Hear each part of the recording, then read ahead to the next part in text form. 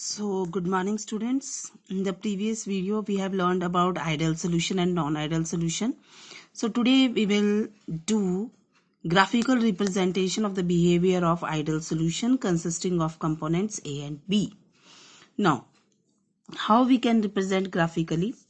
Here on x-axis we will take mole fraction of solution, on y-axis we will take vapor pressure. Here xa is equal to 1, xb is equal to 0, xa is equal to 0, xb is equal to 1. What is this? xa is equal to 1 means x here is mole fraction of A, xb is mole fraction of B. xa is equal to 1 means that other component B is not added to it. So xb is 0, mole fraction of B is 0 and mole fraction of A is 1. Why we have taken it as 1? Because we know in mole fraction xa plus xb is equal to 1. If xa is taken as 1, therefore xb is equal to 0. Now here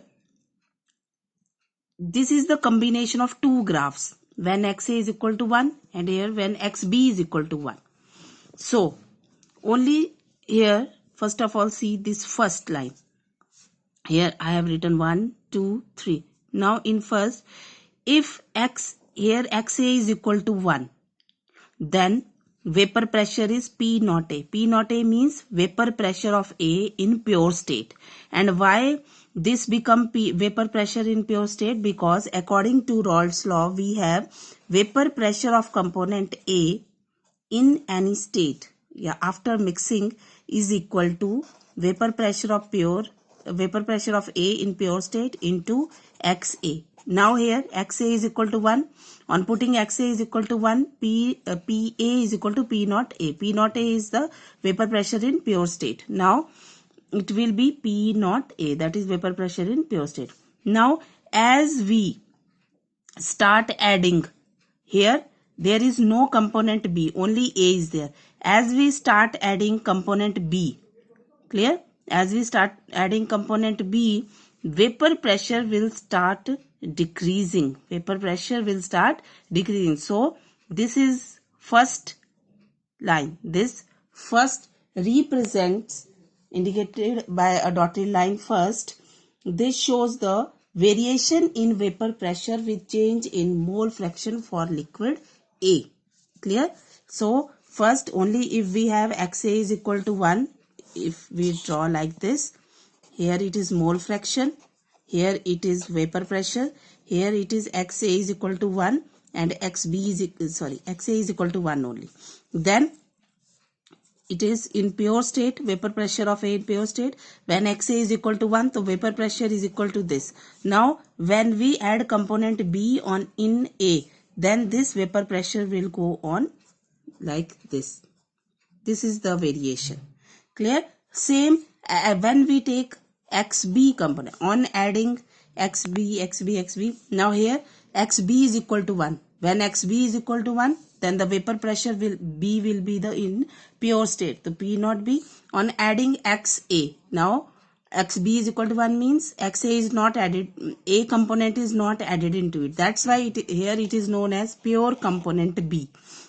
Now as we go on adding XA in it, then the vapor pressure will go on like this, will decrease like this. So this first line and this second dotted line, this shows the representation of mole fraction of solution with vapor pressure. Both of these graphs are combined with each other.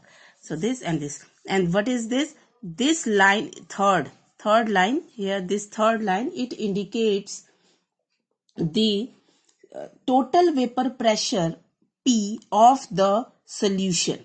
Clear? That is the sum of the partial vapor pressure of the volatile component A plus volatile component B. Clear? According to Rentel's law, both the pressure should be added to get the total vapor pressure P. That will be equal to PA plus PB. This line represents PA, this line represents PB. So this is the graphical representation of ideal solution consisting of binary component, that is two component A and B. So here this and this third line shows the total vapor pressure. Now let us see ideal and non-ideal behavior according to Rawls law. It is showing positive deviation. In earlier lecture, we have done what is positive deviation. Clear? So from there you can learn what is positive deviation. Now, in positive deviation, more of vapor will form. Therefore, more of vapor pressure will be there. It means in positive deviation, vapor pressure increases. Clear? So here, in this graph, in positive deviation, only we will increase this dotted line, black line, it shows ideal behavior, ideal, and this shows the increase in vapor pressure. This line also shows the increase in vapor pressure. This also shows the total increase in the vapor pressure. And in negative deviation graph, simply show the decrease, this and this. So this is the graphical representation of ideal solution, and this is the graphical representation of non-ideal solution showing positive and negative deviation. Clear? This clear. So in next we will come to know about colligative properties.